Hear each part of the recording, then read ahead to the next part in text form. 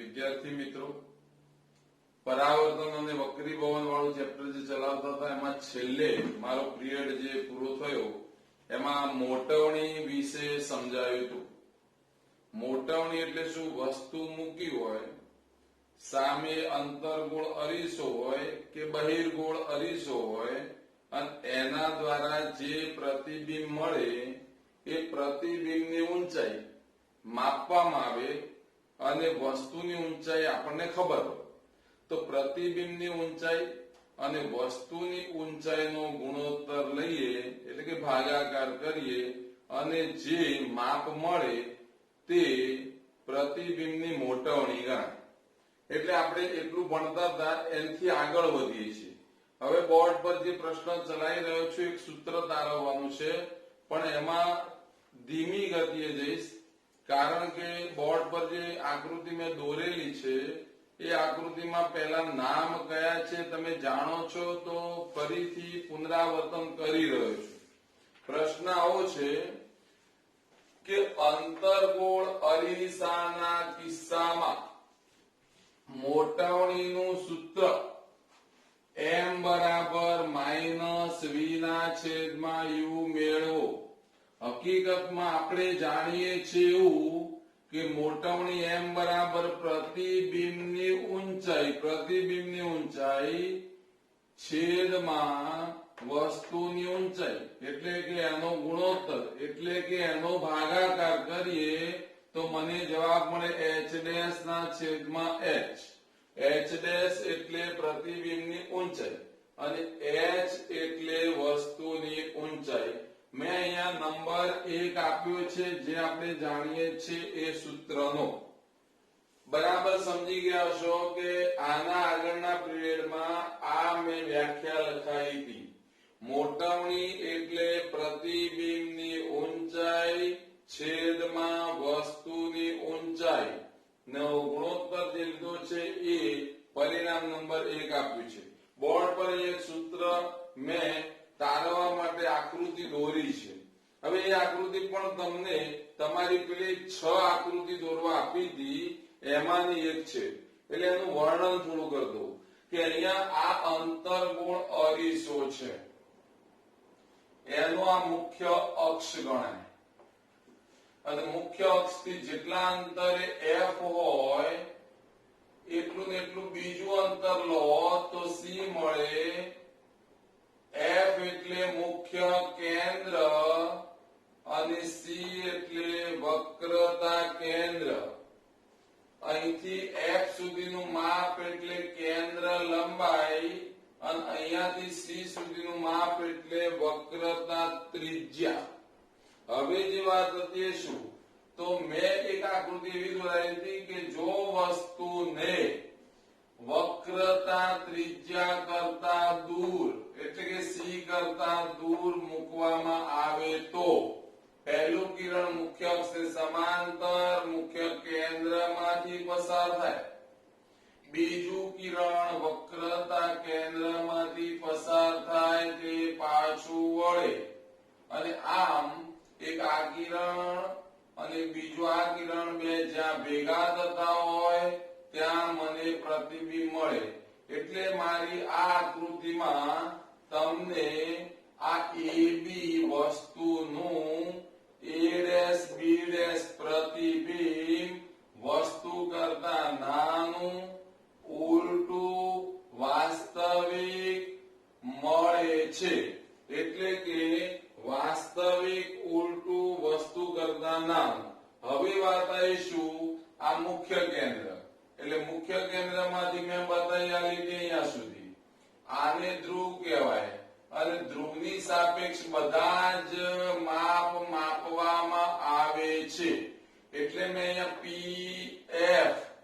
pf જે લીધું છે એનું માપ મેં અહીંયા f લખ્યું જેને આપણે કહેવાતા હતા કેન્દ્ર લંબાઈ. pb' એટલે આ વસ્તુ નથી આ પ્રતિબિંબ છે એટલે પ્રતિબિંબ સુધીનું અંતર એટલે pb' ને પ્રતિબિંબ અંતર કહેવાય જેને આપણે સાંકેતિક ભાષાથી એ v હતી પ્રતિબિંબ અંતર v, કેન્દ્ર લંબાઈ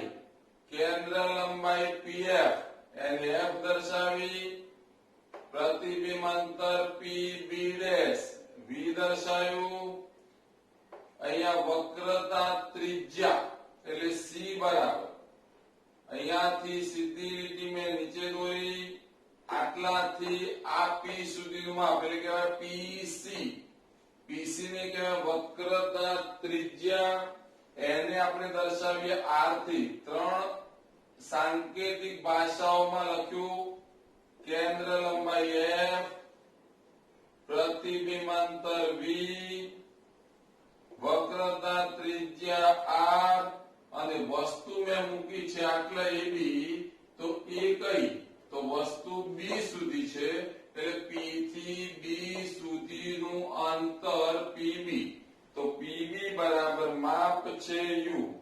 એટલે ચાર શબ્દો મેં લખ્યા છે, ચાર સાંકેતિક ભાષાઓ. u એટલે શું, તો u એટલે વસ્તુ અંતર, વક્રતા ત્રિજ્યા, v એટલે પ્રતિબિંબ અંતર, અને f એટલે કેન્દ્ર લંબાઈ. મેં અહીંયા એક વાક્ય લખી દીધું છે કે પ્રતિબિંબ કયું મળે છે, તો ab વસ્તુનું a' b' પ્રતિબિંબ વાસ્તવિક ઉલટું વસ્તુ કરતા નાનું મળે છે. હવે અહીંયા આકૃતિ જે દોરાઈ હતી અથવા તમે ક્યાં દોરી હતી એમાં હું વધારો કરું છું. જો હું અહીંયાથી શરૂ કરું a થી b જવું અને b થી અહીંયા p સુધી જવું, તો મને એક આવો ત્રિકોણ મળે છે. બરાબર સમજી લેજો, આ ત્રિકોણ પર મેં પેન ફેરવી છે, તો આ ત્રિકોણ છે ABP, અને બીજો ત્રિકોણ છે એ અહીંયાથી આમ કરું છું એટલે a' b' અને p, એટલે થોડુંક તમને દેખાય એવી હાઇલાઇટ્સ કરી છે મેં, અને એ થોડુંક ખાંચાવાળી લીટીઓ દોરી, એના ઉપરથી ખબર પડે બે ત્રિકોણ તૈયાર થયા, a' b' p, ABP. એક નાનો ત્રિકોણ ઊંધો લટકે છે, મોટો ત્રિકોણ સીધો બતાવ્યો છે. તો આ બે ત્રિકોણ જે છે એને ધ્યાનમાં રાખીને આગળ લખું છું સૂત્ર તારવવા માટે. એટલે ત્રિકોણ A'B' P અને ત્રિકોણ ABP, આ અને આ ત્રિકોણ સમરૂપતાનું ગણિતમાં ચેપ્ટર ભણી ગયા એ પ્રમાણે આ બે ત્રિકોણ સમરૂપ બને છે. હવે એ સાબિત આપણે નહીં કરવાનું કેવી રીતે સમરૂપ બન્યા, બરાબર, એ આ સૂત્ર સાબિત કરવામાં જરૂર નથી, એટલે સ્વીકારી લીધું સમરૂપ બને છે. એ સમજવા માટે લખાણમાં ના આવ્યું, એટલે આપણે બોલતા નથી, ખાલી એવું કહીએ છીએ કે આ બે ત્રિકોણ જે છે એ ત્રિકોણ હકીકતમાં સમરૂપ છે.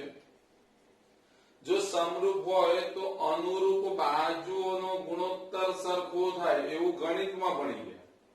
અને અનુરૂપ બાજુઓનો ગુણોત્તર એટલે ઊભી બાજુ હોય તો એને અનુરૂપ ઊભી બાજુ ગણાય, આડી બાજુ હોય તો આડી બાજુ ગણાય, અને ત્રાસી બાજુ હોય તો ત્રાસી બાજુ ગણાય. સમજીએ, a', b' p માં ઊભી બાજુ કઈ ગણાય, તો કે a', b'. તો ABP માં ઊભી બાજુ કઈ, તો AB ગણાય. એટલે a', b' ને અનુરૂપ બાજુ કઈ, AB.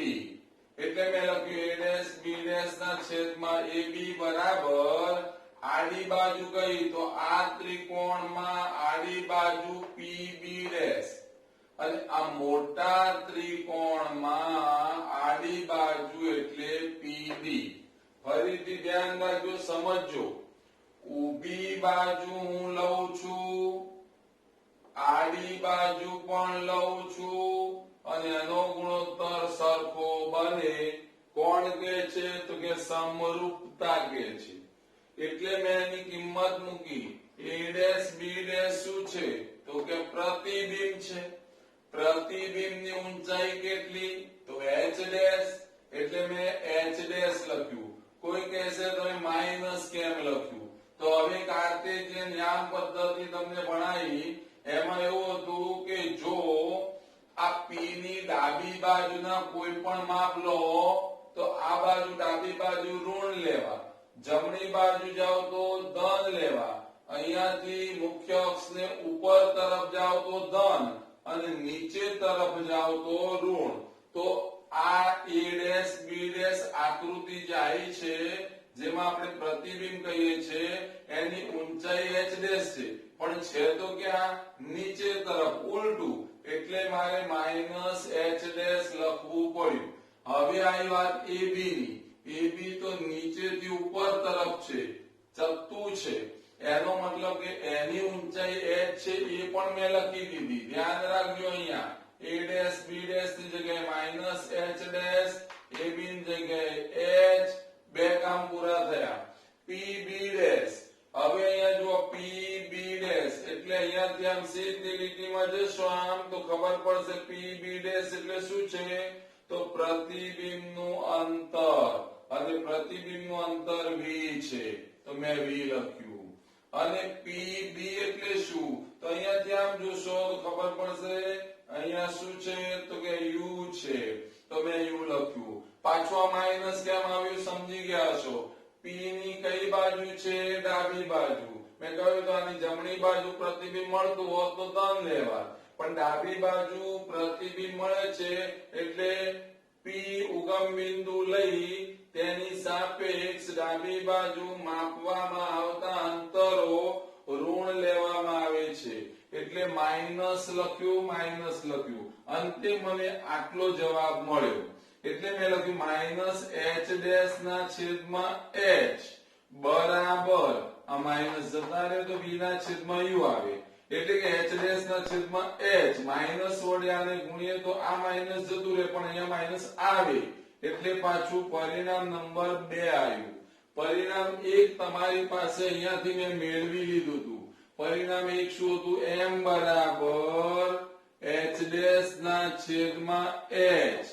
આ પરિણામ 1 માં પરિણામ 2 છે એની કિંમત મૂકી h ડેશ ના છેદમાં h બરાબર શું તો એની જગ્યાએ માઈનસ v ના છેદમાં u અને માઈનસ v ના છેદમાં u હોય તો m બરાબર સૂત્ર આ જાણતા હતા એની કિંમત મૂકી તો મોટવણી m બરાબર માઈનસ v ના છેદમાં u આવું મને સૂત્ર તારવવાનું હતું એ મળી ગયું. અને આ પ્રમાણે આખો જ પ્રશ્ન છે એ બરાબર સમજ્યા હોય તો એ સમજીને આ મેં બોલ્યો છું એ કદાચ એક વખત બે વખત બરાબર સાંભળી અને તમારી નોટમાં જાતે પ્રયત્ન કરી અને લખવાનો તો તમને ક્લિયર સમજ પડી ગણાશે. ઓકે, હવે આગળનો જે પ્રશ્ન મેં ભણાયો એ અંતર્ગોળ અરીસાની મોટવણીનું સૂત્ર તારવો એ હતું m બરાબર માઈનસ v ના છેદમાં u. હવે એવું જ બીજો અરીસો લીધો સમતલ. હવે આ બહુ વાર નહીં લાગે એના ઉપરથી તારણ નીકળે. તારણમાં એવું છે કે વસ્તુ ચપટી હોય અને પ્રતિબિંબ પણ સીધું જ હોય.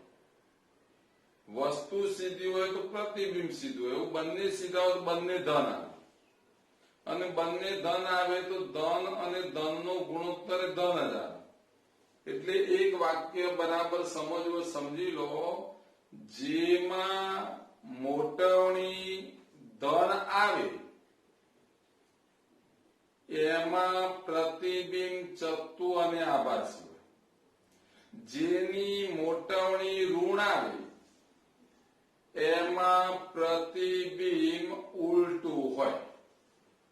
ધન આવે તો ચત્તુ હોય, ઋણ આવે તો ઉલટું હોય. ચત્તુ હોય તો આભાસી હોય અને ઉલટું હોય તો વાસ્તવિક હોય.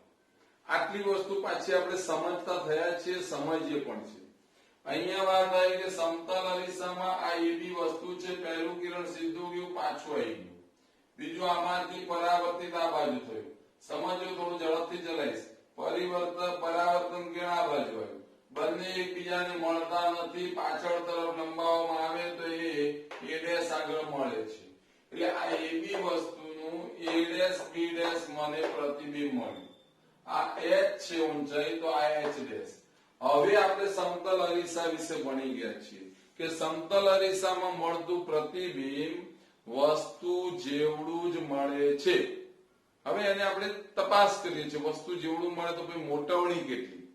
તો અહીંયા જોયું કે વસ્તુની ઊંચાઈ h અને પ્રતિબિંબની ઊંચાઈ h ડેશ. પણ હાલ મેં કહ્યું કે વસ્તુની ઊંચાઈ અને પ્રતિબિંબની ઊંચાઈ સમાન હોય છે, સરખી. એટલે મોટવણીનું સૂત્ર પ્રતિબિંબની ઊંચાઈ છેદમાં વસ્તુની ઊંચાઈ, h ડેશ ના છેદમાં h ડેશ બરાબર h લખી શકાય, એટલે h ના છેદમાં ઉડી ગયા તો 1 આવશે. એનો મતલબ કે મોટવણી મને 1 મળી. મોટવણી 1 મળી એનો મતલબ શું કે 1 મળી મોટવણી, એનો મતલબ કે પ્રતિબિંબ અને વસ્તુની ઊંચાઈ સમાન છે. બીજી વાત એવી આવી કે એક ધન છે, ઋણ નથી, એટલે એવું તારણ કાઢી શકાય કે પ્રતિબિંબ ચપટું છે. હજી આપણે એનાથી આગળ વધ્યા તો આગળ વધવામાં શું કે આપણે જાણીએ છીએ મોટવણી જે છે, મોટવણીનું બીજું સૂત્ર મારે મેળવવું હોય તો હમણાં ભણ્યા હતા એ પ્રમાણે વિચારીએ તો માઇનસ v ના છેદમાં u. માઇનસ v ના છેદમાં u વ્યાપક સૂત્ર ગણાય. હાલ હમણાં સાબિત કરી લાયા હતા કે મોટવણી બરાબર માઇનસ v ના છેદમાં u. આના પહેલાનો પ્રશ્ન. પણ અહીંયા જોયું તો v કઈ બાજુ છે કે જમણી બાજુ. તો અહીંયાથી ઉગમ બિંદુથી જમણી બાજુ માપવામાં આવતા અંતરો કેવા હોય છે તો ધન. તો માઇનસ તો સૂત્રનું માઇનસ હતું, પણ આ v છે માઇનસ નું ન લખી શકો, એટલે v ની જગ્યાએ મેં v જ રાખ્યું. આ v એમને એમ તમે એવું ના સમજતા માઇનસ ક્યાંથી આવ્યું. માઇનસ આગળના સૂત્રનું છે. આગળનું સૂત્ર m બરાબર માઇનસ v ના છેદમાં u હતું, એટલે એનું માઇનસ આ રહ્યું v. પણ u એટલે કઈ બાજુ લીધું માપ? ડાબી બાજુ, એટલે માઇનસ u ઉડી ગયા, v ના છેદમાં u આવ્યું. અને m બરાબર આ રીતે આવે ત્યારે મને ખબર પડી જો હું એમાં કિંમત મૂકું તો પણ અને ના મૂકું તો પણ મોટવણી મને અહીંયાથી ધન મળી છે, એટલે પ્રતિબિંબ આભાસી અને ચપટું છે. અને એક સૂત્ર મને આવું મળ્યું કે m બરાબર v ના છેદમાં u. સમતલ અરીસા ની મોટવણી માપવા માટેનું સૂત્ર મને મળે છે m બરાબર v ના છેદમાં u. અંતર્ગોળ માટે માઇનસ v ના છેદમાં u. આવા આપણા હતા. હવે મેં વાત કરીશું વ્યાપક સૂત્ર આપણે જાણતા હતા, અને એ વ્યાપક સૂત્રમાં આ મેં કિંમત મૂકી m ની જગ્યાએ, તો માઇનસ v ના છેદમાં u. u આમ લઈ જઈએ તો આવું બનશે, તો આવું બનશે પદ. સમજો તો માઇનસ u બરાબર v. એનો મતલબ શું થયો? પ્રતિબિંબ અંતર અને વસ્તુ અંતર કેવા હશે? સમાન. આપણે પહેલા ભણી ચૂક્યા છીએ કે જો હું આમ આગળ જઉં તો અરીસામાં પેલો મારો ચહેરો આગળ આવશે, હું નાક અરીસાને અડાડીશ તો નાક પ્રતિબિંબ અડાડશે, હું આમ દૂર જઈશ તો એ દૂર જશે. એનો મતલબ કે વસ્તુ અંતર અને પ્રતિબિંબ અંતર સમાન હોય છે. અંતે અહીંયા આવી ગયું. તમે કહો માઇનસ આવ્યું, પાછું માઇનસ એટલે અહીંયા આયા કરે છે કારણ કે આ અંતર ડાબી બાજુ છે, આ અંતર જમણી બાજુ, જમણી બાજુનું અંતર ધન લેવામાં આવે અને ડાબી બાજુનું ઋણ લેવામાં આવે. એટલે આ માઇનસ એવું બતાવે છે કે તમે ઉગમ બિંદુથી ડાબી બાજુ માપી રહ્યા છો, ધન એવું બતાવે જમણી બાજુ માપી રહ્યા છો, પણ અંતર કેવા છે? સમાન. એટલે મેં લખ્યું અંતર સમાન છે, સરખું છે. આ માત્ર ને માત્ર જાણકારી માટે હતું. આગળનો પ્રશ્ન મેં ભણાયો, એ પ્રશ્ન તમારે પરીક્ષા માટે કોઈ વખત પૂછાઈ શકે અથવા સમજવો વધારે જરૂર છે. આમાં તો ખાલી તમને ખબર પડે કે ભાઈ આપણે જે ભણ્યા હતા સમતલ અરીસા વિશે એ ખરેખર સૂત્રને આધારે સાચું પડે છે. એ હેતુથી અહીંયા મેં અત્યારે સમજાવ્યો છે. બરાબર. અરીસાને ધ્યાનમાં રાખીને વાત કરવામાં આવે તો અરીસાની સપાટી પરથી પાછા ફેંકાતા કિરણો પરાવર્તન પામે. એટલે અત્યાર સુધી જેટલા પિરિયડ આયા એમાં લગભગ પરાવર્તન વિશે જ વાત કરી. પરાવર્તનની વાત હવે પૂરી થાય છે, એના સૂત્ર પણ જોઈ લીધા. હવે પરાવર્તનની વાત આવશે એટલે ફરીથી પાછું કઈક પુનરાવર્તન જેવું લાગશે તો કરીશું. પણ હવે પાઠ જે છે, ચેપ્ટર છે, એનું ટાઇટલ છે પરાવર્તન અને વક્રીભવન. એટલે હવે પરાવર્તનની વાત પતી ગઈ હોય તો હવે વારો આવે વક્રીભવન. તો વક્રીભવન શું છે તો એક ઉદાહરણ ખાલી લઈએ. આમ તો ઘણા આપણી દુનિયામાં ઉદાહરણ છે. દાખલા તરીકે સ્વિમિંગ પુલમાં આપણે જઈએ. સ્વિમિંગ પુલમાં ઘણી વખત આપણને તળિયું ઊંચું લાગતું હોય, એવું લાગે સ્વિમિંગ પુલ ઊંડો છે જ નહીં. એટલે આપણે અંદર ઉતરવા જઈએ તો આપણા પગ તળિયે અડતા જ નથી. ત્યારે ખબર પડે કે આ તો ઊંડો છે. દેખાય છે ઓછો ઊંડો અને અનુભવાય છે વધારે ઊંડો. આપણી આ પેન્સિલ છે કે પેન છે, એને આપણે કોઈ ગ્લાસ હોય, કાચનો ગ્લાસ લેવાનો અને એના ગ્લાસમાં પાણી ભરી આમ કઈ ડૂબાડો તો પેન્સિલ પાણીમાં જ્યાં ડૂબે છે ત્યાંથી થોડીક વળી ગઈ હોય એવું, કાં તો બટકાઈ ગઈ હોય એવા પ્રકારનો ભાસ થાય છે. તો આવું થવાનું કારણ શું? તો કે એમાં વક્રીભવન જોવા મળે. તો વક્રીભવન થાય છે કે રીતના એ આપણે કાચનો એક સ્લેબ લઈએ તો એના ઉપરથી થોડું સમજી શકાય. હકીકતમાં આને વધુ સમજવા માટે એક પ્રયોગ કરવો પડશે અને એ પ્રયોગ જે છે એ લેટરલ શિફ્ટ કરીને આવશે. એ પ્રયોગ ખાલી છે, એ આજે તો નહીં થાય કારણ કે મોટો પ્રયોગ છે, એટલે હવે પછીના પિરિયડમાં આવી શકે. આજે તો ફક્ત વક્રીભવન એટલે શું અને વક્રીભવનના નિયમો શું છે એટલે એટલું ભણીએ અને એના ઉપરથી એક ખાલી કારણ પૂછાય. એટલે કારણ તો કોમન વસ્તુ છે કે એક વખત જો નિયમો ખબર પડે તો એના અનુસંધાનમાં લખવાનું. એટલે આપણે હું મારી રીતે બોલી દઈશ કે કારણ હું તમને સમજાઈશ. હવે વાત આવીશું, મેં અહીંયા લખ્યું છે એ પ્રમાણે જુઓ કે ખાલી સમજાવવા માટે આ એક મારા પાસે વાટકો છે એવું માની લઈએ. 5નો સિક્કો મેં મૂક્યો છે અને 5નો સિક્કો જયારે મૂક્યો ત્યારે મારી નજર એ 5નો સિક્કો ન દેખાય એ માટે અહીંયા હતી. એટલે અત્યારે આંખ અહીંયા છે અને આ આંખ અહીંયા છે એટલે મને અહીંયાથી અહીંયા સીધું દેખાય. સિક્કો તો નીચે પડ્યો છે એટલે આ અવરોધને કારણે એ સિક્કો મને દેખાવાનો નથી.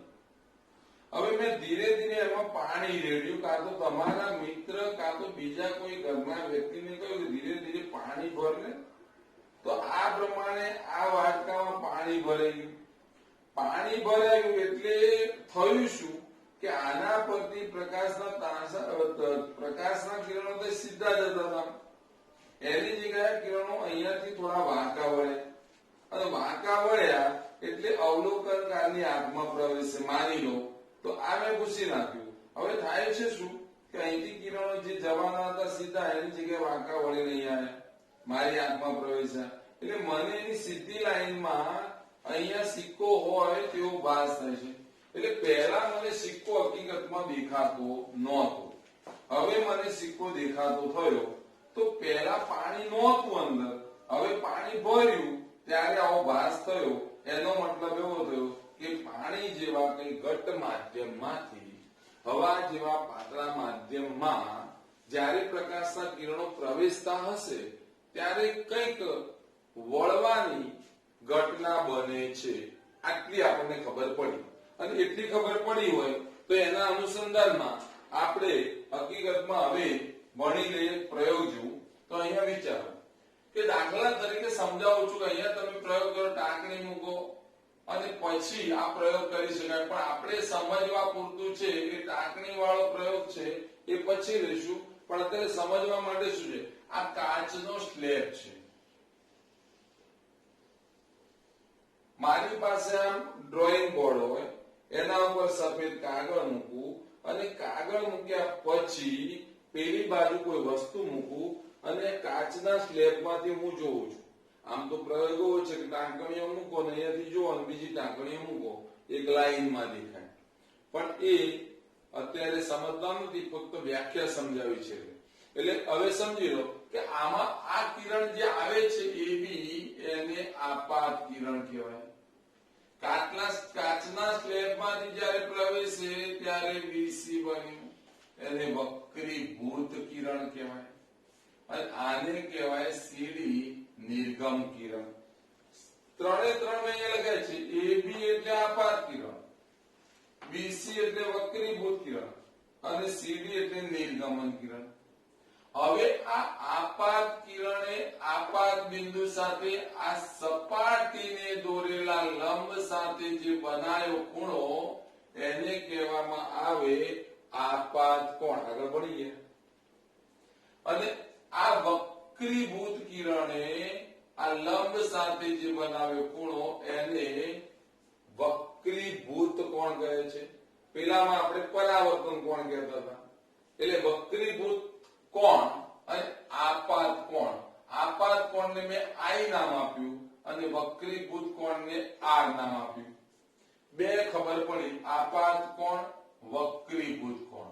આપાત કિરણ, વક્રીભૂત કિરણ. અને અહીંયા આ સપાટીને દોરેલો લંબ, સપાટીને દોરેલો લંબ, આ ત્રણ શબ્દો તો યાદ રાખી જ લેવા. આપાત કિરણ, વક્રીભૂત કિરણ અને આપાત બિંદુએ સપાટીને દોરેલો લંબ. યાદ રહે માટે અહીંયા ફરીથી બોલું. આપાત કિરણ, વક્રીભૂત કિરણ અને આપાત બિંદુએ સપાટીને દોરેલો લંબ. આ બધું બોર્ડ પર દોરેલું છે એટલે એને કહેવાય એક જ સમતલમાં છે. આટલું જાણીએ છીએ. બીજી વાત એવી આવી કે આ ખૂણા જાણો છો એને આપાત કોણ કહેવાય, આને કહેવાય વક્રીભૂત કોણ. એ બે ખૂણા પાછા યાદ રાખી લઈએ અને પછી એના નિયમો હું લખીશ.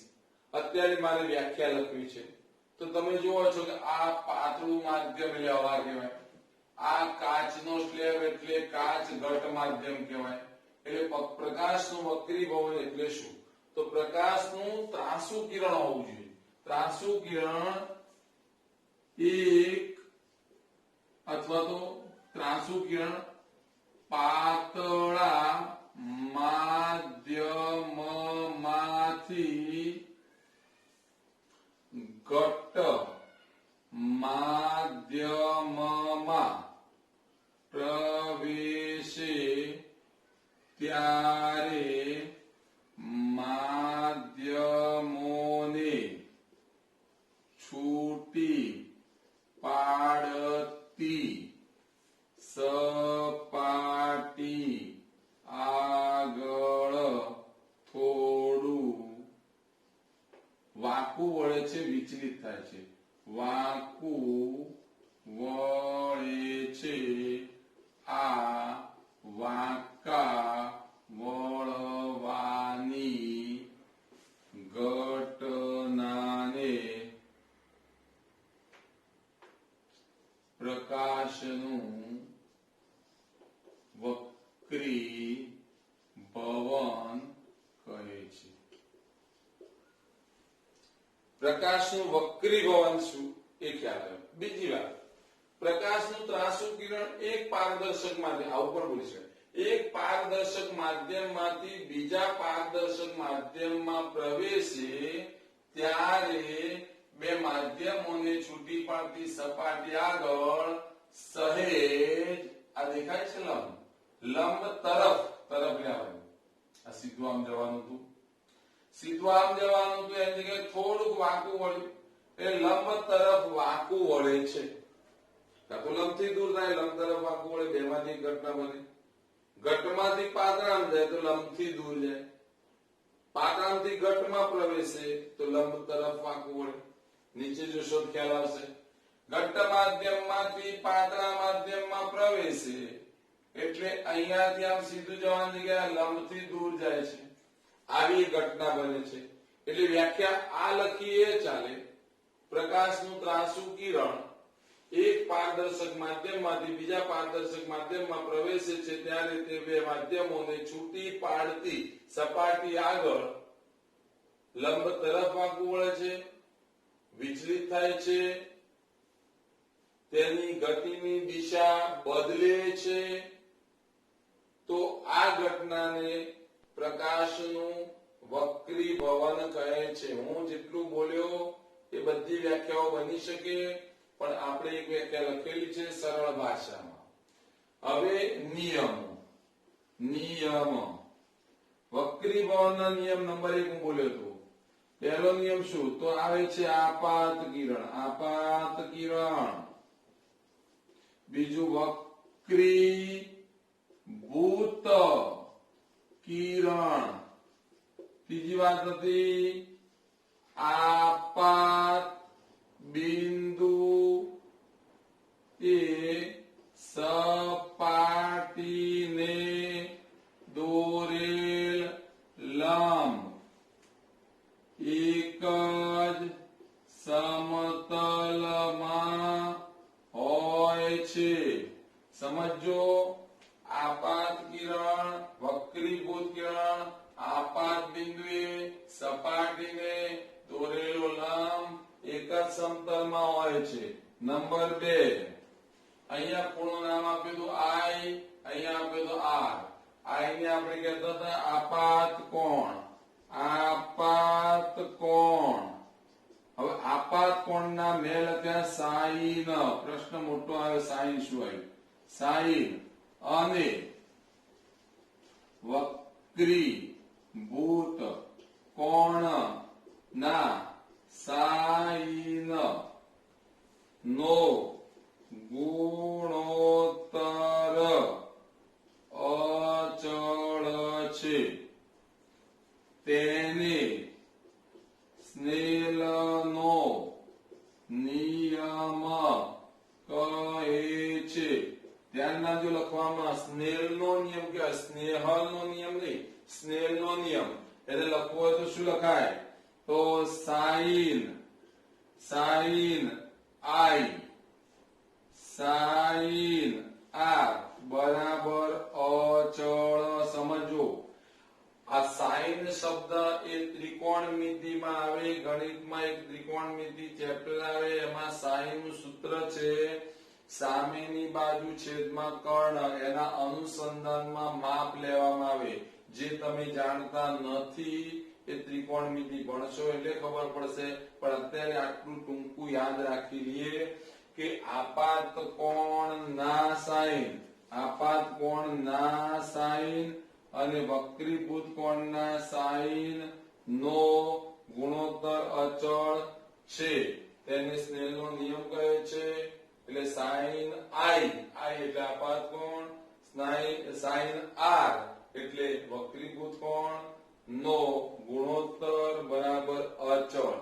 સમજો વાત. તમને પ્રશ્ન પૂછાશે 2 માર્ક્સ નો, તો આ બધું દોરવાની જરૂર ના પડે. સમજાવવા માટે મેં દોર્યું હતું. હવે તમને પ્રશ્ન પૂછે વક્રીભવન એટલે શું, તેના નિયમો જણાવો, તો તમારે લખવાનું આટલું જ હોય. પ્રકાશનું વક્રીભવન વ્યાખ્યા લખી દેવાની, તમારી નોટમાં ઉતારી લેશે હું ભણેલું પછી. અને પછી નિયમ કરીને વક્રીભવનના 2 નિયમ, નંબર 1, નંબર 2, અને બંને યાદ રહી જાય એવા છે. બરાબર? આગળ વધું છું એ રીતે. હવે આના અનુસંધાનમાં થોડુંક માહિતી આપું જે તમારી વાતને વક્રીભવનને આધારિત સમજી શકાય. સમજો કે પાણીમાં રહેલી માછલીને વેંધવી મુશ્કેલ પડે છે. આવું એક કારણ તમને પૂછાય. હવે થાય કેવું કે સમજો કે આ તળાવ છે, એમાં આ માછલી છે, બરાબર? અને આ માછલી જે છે એને ખરેખર વીંધવી મુશ્કેલ પડે છે. વીંધવા વાળો માણસ છે અહીંયા ઉભો છે. હવે એ અહીંયાથી જયારે એમ જોશે ને એટલે માછલીને જોવા પ્રયત્ન કરે તો માછલી પરથી આવતા પ્રકાશના કિરણો સમજી લો આંખમાંથી લઈ તો તો માછલી પરથી આવતા પ્રકાશના કિરણો અહીંયા આપણો લંબ હશે. આપણે હાલ ભણી ગયા કે ઘટ્ટ માધ્યમ પાણી છે, ઘટ્ટ માધ્યમમાંથી પાતળા માધ્યમમાં આવે લંબથી દૂર જાય તો લંબથી દૂર આમ જશે કિરણ, અને લંબથી દૂર આ રીતે જાય તો અહીંયા જે ઉભેલો વ્યક્તિ છે એ વ્યક્તિને આ માછલી જે છે હું હાલ બતાવી રહ્યો છું એ માછલી આ આંખ બતાવો એટલે ખબર પડે આ રીતે. તો આ વ્યક્તિને ખરેખર માછલી છે અહીંયા અને એને દેખાય છે એટલે કે ભાસ ક્યાં થાય છે ઉપર, અને ઉપર થાય એટલે વિંધવા પ્રયત્ન કરે તો આને મારવા પ્રયત્ન કરે. માછલી તો નીચે બેઠી બેઠી જોઈ રહી કે મને દેખતો જ નથી બીજે મારે છે, એટલે એનો મતલબ શું થયો કે માછલીને વિંધવી મુશ્કેલ કેમ પડે છે એનું સ્પષ્ટ શાબ્દિક લખાણ બોલું. પાણીમાં રહેલી માછલીને વિંધવી મુશ્કેલ પડે છે કારણ કે પાણી જેવા ઘટ્ટ માધ્યમમાંથી